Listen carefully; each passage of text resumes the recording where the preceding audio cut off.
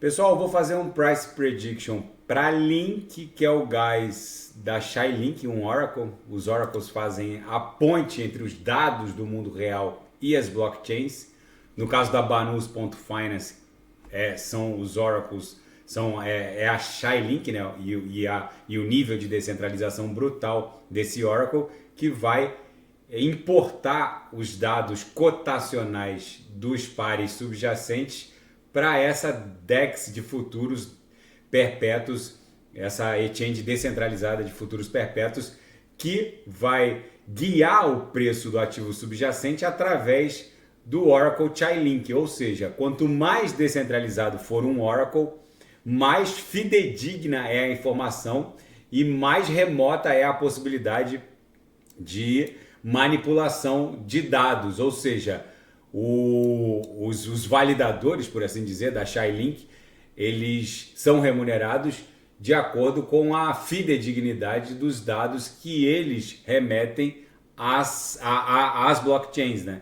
Então, quanto maior a descentralização de um Oracle, mais fidedigna é a informação. Por isso que a Link, na minha leitura, na próxima pernada de alta da BTC, que deve acabar ganhando um impulso após o halving de 2024, mas já tem analistas antecipando essa movimentação, mas se ela devolver uma pernada impulsiva com esse ângulo de agressividade da pernada corretiva, é bem provável que a gente fique lateralizando aqui um pouquinho, mas a partir do halving que vai rolar entre abril e maio de 24, é bem provável que ela volte a estressar as uppers dessa grade logarítmica de expansão exponencial. É muito provável que a Link na próxima pernada alcance um patamar entre 250, talvez 300 dólares, podendo bater eventualmente 600, talvez um pouquinho acima disso. Mas é bem provável que ela fique entre 300 dólares e 500 dólares, vamos colocar.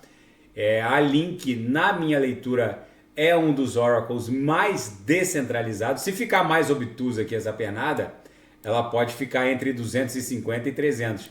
Se ficar mais aberta, ela pode bater 670, talvez 700 dólares. Mas na minha leitura, ela vai para um patamar acima de 250 dólares. Talvez se aproximando de 350, 400 dólares. É muitíssimo factível que ela devolva uma pernada impulsiva com o mesmo nível de agressividade dessa pernada corretiva. Vocês vejam que a Oracle aqui no semanal encontrou um suporte poderosíssimo ali no patamar de 5,60, 5,70. Agora ela está 5,97 aqui no Parlink USD na Binance.